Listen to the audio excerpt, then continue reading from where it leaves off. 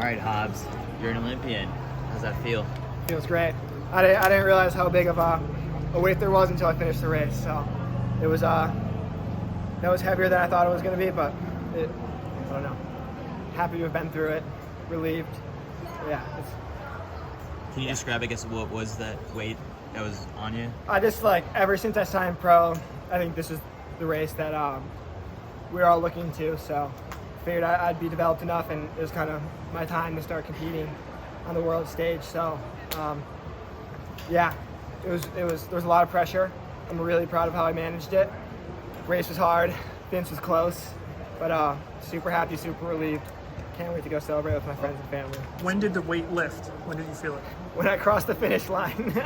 I didn't even know how close Vince was, but I was just running as hard as I could. I've really been, ever since New York, working on that, going through the gears in a really calculated way the last 150. And I was going as hard as I could, a little farther out than I thought I should, but that's just what needed to happen, and I was fighting for my life, and it was enough to get me there. So.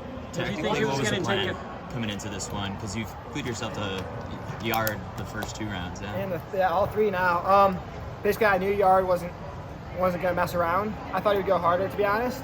I wanted to tuck in right behind him, just because I figured if we're going 3:30 pace, which I thought was going to be 3:30, 3:29, I didn't want to be running wide at all. I figured that'd be fast enough to string it out.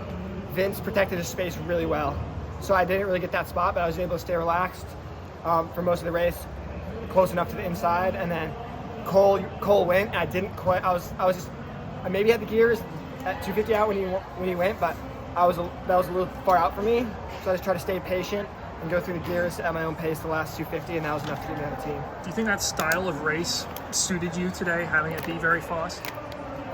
Yeah, I mean, I think I'm a versatile enough racer where most races could have suited me. I think I can have a lot of 800 potential, so I could close over the last lap really well too. But I just think it's less random, less pushing, less shoving.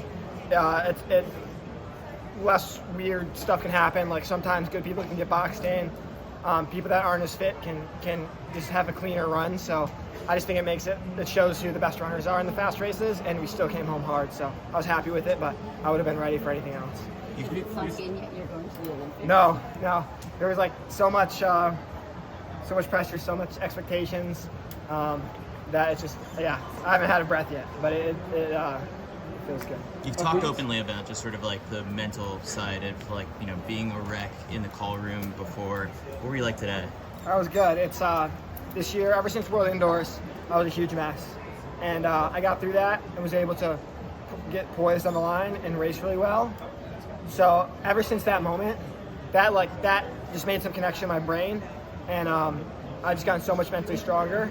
I'm on the line knowing I'm fit enough, knowing I'm mentally robust enough to get it done. So I would say I'm a lot less nervous now and a lot more poised. So that just came with more experience and some deliberate practice with it. But I've had a huge mental breakthrough this year, and have been really happy with how I've approached these races mentally and my poise all year. Well, actually, in fairness, when you started going for 3 years ago, I don't think you could have envisioned you have to be an Olympic medal contender to make this team. Yeah, I mean, I think this team compared to, granted it's 2 of the same guys, but I think if you ask both of them, they're so much better than they were in 2021. So, yeah, I'm proud to be a part of it. I think one of the best miler countries in the world, if not the. So it's an honor. I really look up to those guys. Yeah, it's crazy. I'm super excited. That mental breakthrough this year, how did you achieve that? So it was one of the biggest goals of indoors. That I figure I need more experience racing and mentally, because racing's scary. So I just ran a bunch of high stakes races indoors. I was really scared. The first one went good, a little stronger. Second one went good. Terrified of World Indoors. Was able to pull it together, and that just made it click. And then all year I just kind of had that muscle was so strong that I'm on the line, trusting myself, knowing I was fit enough, trusting myself to make the right decisions.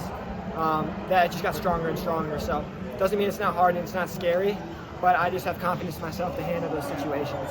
What led you to believe the race would go out 3:29? I mean, that was your equation before entering today. So what made you believe that would have been a second record? Yeah, Yard is just that's just his style. He's got long limbs, and doesn't like to get caught up in the pack, and he's really good at front running. So I figured, I was looking at it from his perspective, and figured that would be his strongest strategy. So yeah, I just figured that's what he'd do, and that's what he did. And yeah, I think it was a smart strategy for him. I think Cole and I both knew that, and Cole was just the fittest on the day. But I think all of us will fare really well in Tokyo. Any other differences apart from that mental breakthrough between last year's final and this year's final for you? I mean, everything. Just the training so much tighter, the mental game so much tighter. I don't know. I'm just a different athlete, different runner. Yeah, we could spend an hour going into it, but I think that's just part of growing and maturing as a runner. Is you just figure out how to train better, figure out how to get your mental game better, just get the details sorted. So it's just part of the learning experience. I'm happy to be farther down the line now. You ever gonna run longer than 7 miles ever? Maybe. We'll see. I'm not like emotionally attached to any of the training I do. I'm just trying to figure out what works best. I'm gonna keep experimenting. I would like to run a 5K next year indoors. So I think I'll have to consult with some coaches, but I think I need a little bit like more leg pounding, like fatigue resistance to run a good 5. So I'm sure we'll make adjustments there, but for now it seems to be working. So. Yeah. Did that training adjustment, you think, had an impact on your improved results this year? Oh, absolutely. I mean, like everything. We've been I'm really proud of how we've approached my training this year. I think we've been so smart, so intentional, and the results have shown that. So. Pre-Fontaine, you think you redo that race again in it, and you know step out to the left? You think you're in that race? Yeah, I think I could have been up there with Yard and Neil and stuff. I was feeling great. It's just unfortunate. Yeah, it's just one of those things where I stumbled and I looked left or looked right. I looked right. I mean, and I was off the track. There's no way back on the track. It was just a real shame. So that hurt, but I'm happy that's the only thing that has gone sideways this season. What are you most excited about for the To go race, represent the U.S. It's gonna be great. World Indoors field is going to be pretty different from like what the Olympic 1500 field is, with Jakob and Josh probably, really being the heavy favorites in that one. How do you think you'll set up? Yeah, we'll see, but I don't know. I'm feeling the fittest I've ever been. I think I'm gonna race the 8 too. So 6 quality races. That's a lot of really great stimulus for Paris. So hopefully I'll be even fitter and can go and mix it up with those guys. Thanks, Hobbs. Congratulations, Hobbs.